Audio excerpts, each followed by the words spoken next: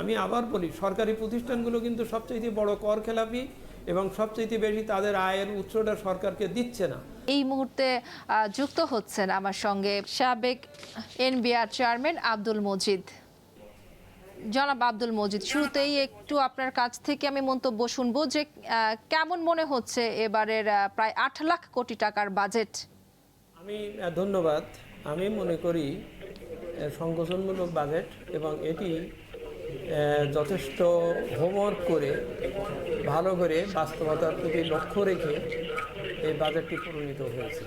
বাস্তব পরিস্থিতির উপরে লক্ষ্য রেখেই বাজেটটি প্রণীত করা হয়েছে এবং আনলাইক আদার ইয়ার্স এই বাজেটটিকে কেউ উচ্চ অভিলাষী বলবার কোনো স্কোপ নাই এবং এটা যেটুকু প্রয়োজন সেটুকুই ভাবা হয়েছে। তবে তারপরেও কথা থাকবে, যদি অন্যান্য সব কিছু ঠিক থাকে তাহলে এই বাজেট বাস্তবায়ন করা কঠিন হবে না। যেমন ইন্টারনাল রিসোর্সের যেটা অভ্যন্তরীণ সম্পদ, সেটিও কোনো সমস্যা হবে না বলে আমি মনে করি, যদি অর্থনীতির অন্যান্য বিষয়গুলোকে ঠিক মতন বাস্তবায়ন করা যায়। তবে সাথে এ কথাও থাকবে, এই বাজেটের মূল লক্ষ্য হচ্ছে যে ঊর্ধ্ব মূল্যস্ফীতিকে যতদূর সম্ভব একটি সহনীয় পর্যায়ে নিয়ে আসা। সেই উদ্দেশ্য কিভাবে সেটার ভিজন কিন্তু অনেকটা সংখ্যায় বা করণীয় থেকে যাবে। যেমন বলা হচ্ছে যে সামথিং, কিন্তু অন্যদিকে জিনিসপত্রের যে দাম বা সহনীয়তার ক্ষেত্রে যে ফিসকাল বা মনিটারি পলিসিতে যে সমস্ত কথা বলা সেগুলোর সাথে এটা মিল পাওয়া কঠিন হবে। যেমন আমরা যে বাজেটে বিশেষ করে যে শুল্ক করা হচ্ছে পরোক্ষ কর মানে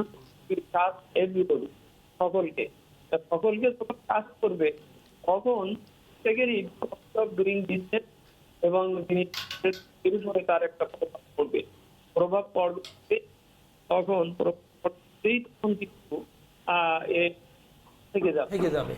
সেই জন্যই আমি মনে করি যে উদ্দেশ্য বিধির দিকে লক্ষ্য রেখে বাজেট প্রণয়ন করা হয়েছে ঠিকই, কিন্তু সেটা বাস্তবায়নের ক্ষেত্রে যে প্রত্যাশা, সেই প্রত্যাশা পূরণের জন্যে সরকারের থেকে বা পরিস্থিতির থেকে করণীয় বেশ কিছু জিনিস থেকে যাবে। যেমন সুশাসন প্রতিষ্ঠা করা, যেমন ব্যাংকিং সেক্টরকে ঠিক করা, যেমন অন্যান্য কর্মসূচিগুলোকে আরও বেশি গতিশীল করা, আর সেগুলো প্রয়োজন হবে।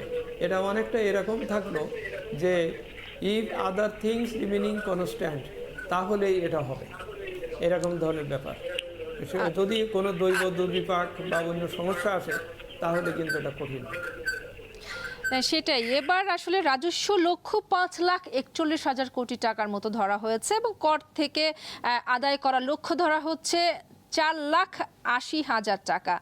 আসলে বলা যায় যে কর বৃদ্ধির বাজেট এটা অনেকেই আসলে বলছেন, অনেক বিশ্লেষকরা। এবং যে বিষয়টি আসলে একটু জানতে চাইবো আপনার কাছ থেকে, যে এনবিআর এর উপরেই কিন্তু একটা বড় অঙ্কের মানে বোঝা চাপিয়ে দেওয়া হলো আবারও। এখন আসলে আপনি এই কিভাবে এনবিআর এর উপর চাপিয়ে দেওয়া হলো, তারা কি আসলে সক্ষম হবেন এই টার্গেট পূরণের জন্য, যদি আমরা বিগত বছরগুলো তাদের পারফরমেন্স দেখি? আমি আবার বলছি, ইট ইজ সাবজেক্ট টু, যদি অর্থনীতিকে সুস্থ করা যায়, সুস্থ হয়, তাহলে এই টার্গেট অর্জন করা এনবিআর এর জন্য কঠিন হবে না। আমি মনে করি বরং এনবিআর এর উপরে চাপটা একটু কমানো যেত, যদি না আপনি দেখেন এনবিআর বহির্ভূত যে কর কিংবা কর বহির্ভূত যে আয়, এই দুটো খাতে কিন্তু এনবিআরকে ঠিক যেভাবে প্রবৃদ্ধি দেওয়া হয়েছে, চাপানো হয়েছে, এই দুই খাতে কিন্তু বরং টার্গেট কিন্তু কমানো হয়েছে। অর্থাৎ যে দুইটা খাত সরকারের বিভিন্ন প্রতিষ্ঠান বা অন্যান্য কিছুর থেকে যে কর আদায় হয় কিংবা কর বহির্ভূত আদায় হয়, সেগুলোর সেখানে রীতিমতো ঠিক মতন কোনো এ ধরনের কোনো বিষয় সেখানে রাখা নাই। রাখা না থাকাতে এখানে সমস্যাটা হচ্ছে এই যে দেখা যাচ্ছে যে ওদেরও অপারগতাটা, ওদের অদক্ষতাটা, ওদের নন কমপ্লায়েন্স। আমি আবার বলি, সরকারি প্রতিষ্ঠানগুলো কিন্তু সবচেয়ে বড় কর খেলাপি এবং সবচেয়ে বেশি তাদের আয়ের উৎসটা সরকারকে দিচ্ছে না। সরকারকে এটা দিলে কিন্তু, অর্থাৎ জাতীয় রাজস্ব বোর্ড বহির্ভূত যে আয়, সেই আয় যদি বাড়ানো যেত বা বাড়ে, এবং কর বহির্ভূত আয় যদি বাড়ে, যথাযথভাবে স্বচ্ছতায় আনা যায়, তাহলে কিন্তু প্রোরাটা এনবিআরের উপরে চাপটা কমে আসে। কারণ আপনি এনবিআরের বেলায় আপনি প্রবৃদ্ধি ধরছেন, যে করটা সে নেবে জনগণের কাছ থেকে, যে করটা নেওয়া হবে অর্থনীতির কাছ থেকে, তার বেলায় আপনি প্রবৃদ্ধি দেখাচ্ছেন 14-15% ইত্যাদি।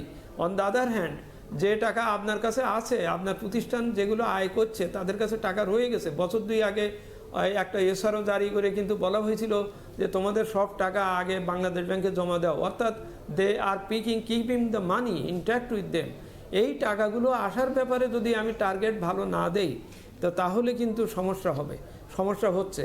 আমি এই জন্য জিনিসটা ওইভাবে দেখি যে জাতীয় রাজস্ব বোর্ড বহির্ভূত আয় এবং কর বহির্ভূত আয়, এই দুটোকে কিন্তু যথাযথভাবে দেখতে হবে, এখানে বাড়াতে হবে। এখানে বাড়ালেই প্রকারান্তরে এনবিআরের টার্গেটটা একটু কমে আসবে এবং তাহলে আমাদের ঘাটতির ওখানেও একটা সুস্থিরতা ফিরিয়ে আসবে। জি, এটার সাথে কিন্তু এটা ইন্টারলিঙ্কড। আমি বলছি এই জিনিসটাকে উপেক্ষা করার কিছু নাই যে আরেকজনের টাকা আটকেই রাখবে, সে টাকা দেবে না সরকারি খাতে জমা, এবং সেখানে এটা গুচ্ছীভূত হবে, সেগুলোর সুশাসন থাকবে না, এবং সেইটার উপরে তার প্রবৃদ্ধির উপরে কোনো চাপ দেওয়া হবে না, তাকে বাড়ানোর জন্য টাকা আদায় করা হবে না। সেখানে এনবিআর যে জনগণের কাছ থেকে নেবে, তার বেলায় তো এটা আসলে কঠিন হয়ে যাবে। জি, অসংখ্য ধন্যবাদ ডক্টর আব্দুল মজিদ যুক্ত হবার জন্য এবং এই মুহূর্তে আমাদেরকে সময় দেওয়ার জন্য।